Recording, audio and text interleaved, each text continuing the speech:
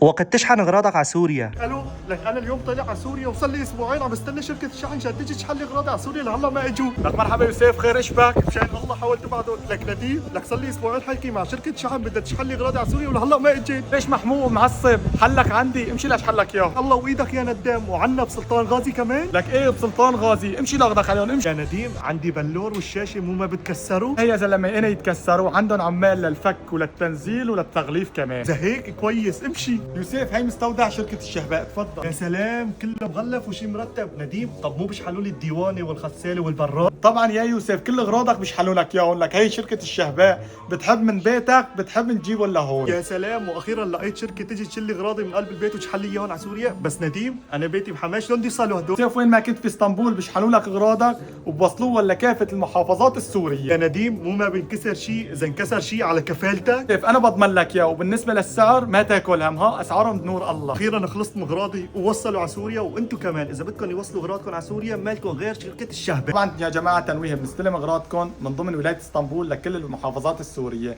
كل اللي عليكم تتواصلوا على هذا الرقم او حسابهم التيك توك. تمام؟ شركه الشهباء امانه وثقه. تحياتي لكم.